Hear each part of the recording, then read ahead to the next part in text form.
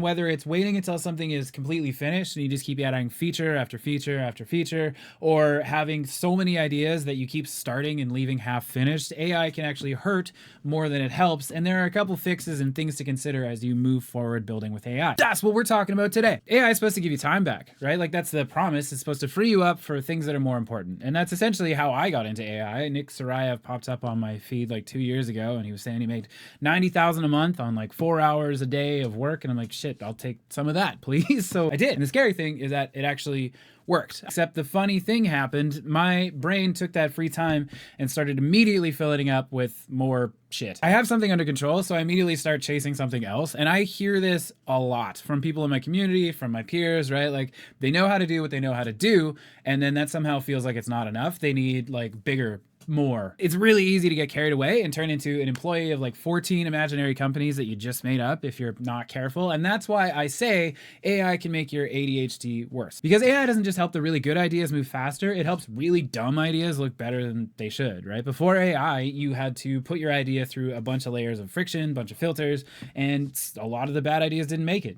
That's the way it's supposed to be. Nature, right? It was the system. But now, that's a little different. Now, every idea, if you're not careful, you type it into Claude or Codex or Gemini or whatever, and every idea, no matter how stupid, gets a hype man. This hits people in a lot of different ways, but folks with ADHD particularly hard because we never had a problem with ideation or creativity or curiosity.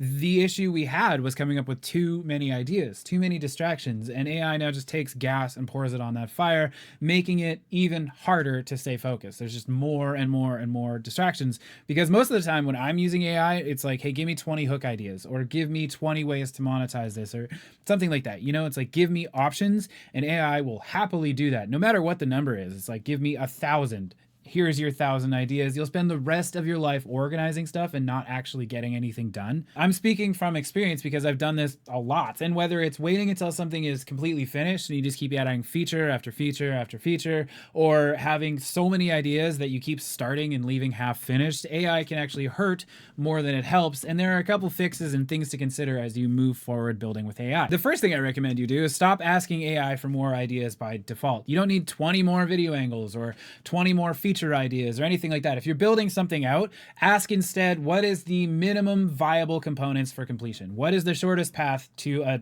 usable product, right? If it's content ideas, what is like one angle that you can go? And then practice finishing things rather than starting things up.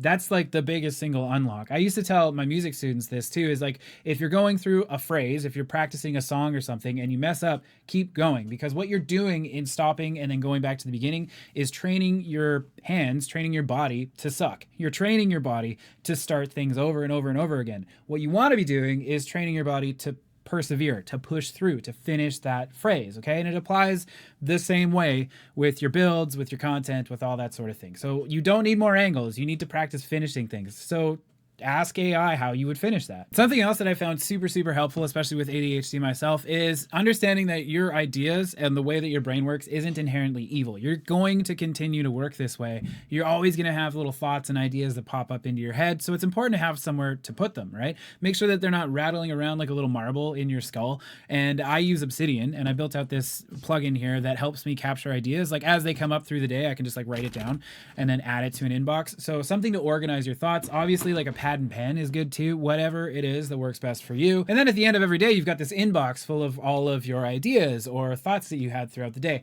And they're not draining energy by like, you know, distracting you while you're doing something else. And you're also not wasting energy later on being like, oh my God, what was that? I thought I had something for this, right?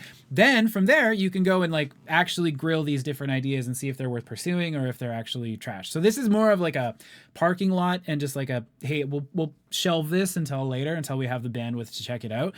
Which brings me to the next thing that I am a big, big fan of, is making sure that you're using some sort of adversarial counterpart, right? Like I have an AI agent and a skill written out that its entire job, its agent's job, is to tear my ideas to shreds, poke holes in it, and just try and make it look really dumb, as stupid as you can, just so that I can really see the flaws in my thinking, or if this is actually something that's like pretty good, or like how it ties in with everything else that I'm working on, right? Like, does this close a loop or does this leave a loose end?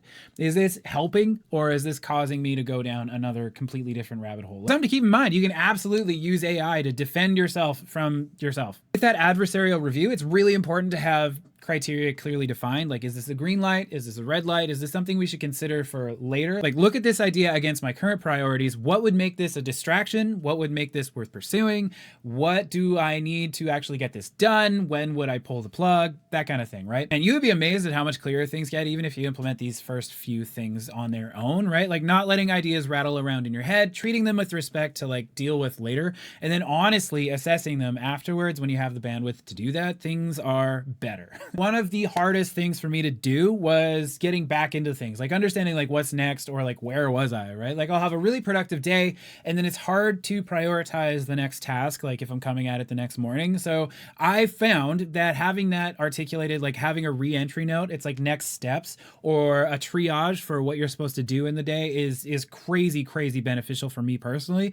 And I use the same software that I was using to park my ideas to come up with the next steps and like my plan my day essentially, because we've already greenlit the ideas. We know what we're working on. There's some consistency there. And I just prioritize things into 1, 2, 3. Like if I get these 3 things done, I am actually like moving the needle towards the goal. And you can use AI to help you out with this. And it's actually crazy productive, right? Especially if it's all in the one place. You've got your ideas all in the one block. They're triaged, prioritized. So with this level of like overview, it's a lot easier to identify what your big rocks are, like your most important tasks. And then you can just knock them off in order. Odds are good if you and I are like minded and you're lining up on any of this, you are also the kind of person that is inherently wanting more, that like wants to be more prepared for things, or is inherently distrustful of like their own state. Maybe you have a hard time seeing that sort of thing, because I'm constantly talking to people that are like, I have this product and I just want to build it out more. I want to make sure that it's done before I present it to the public, right? And there could be a few different reasons for that. Or I am, really well read on this one topic, but like I don't want to make content on it yet because I just want to like grow my knowledge and do a little bit more research.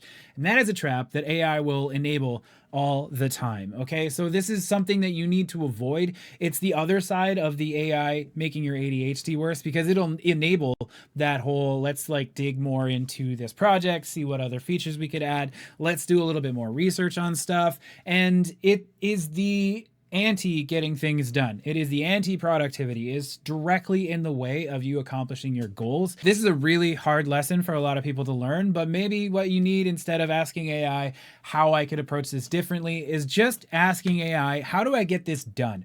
What is the fastest path from 0 to something I could present? And I guess the whole point of this video comes down to the analogy I did off the top, where it's like you need to train yourself to finish things, not to start over at the beginning when you mess up. I didn't get into AI or entrepreneurship to become infinitely busy or reinvest every saved hour into some other imaginary project. And I know a lot of people that are in exactly the same boat.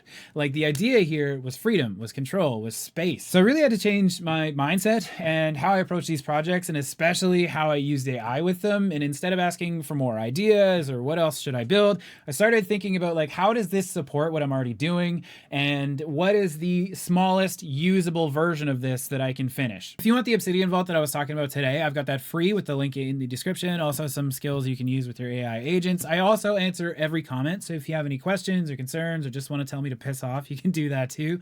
Also check out my school community. It's free. We've got over 2,400 members doing exactly the same stuff that we're all talking about right here. Check out this video for more stuff, and we'll see you in the next one.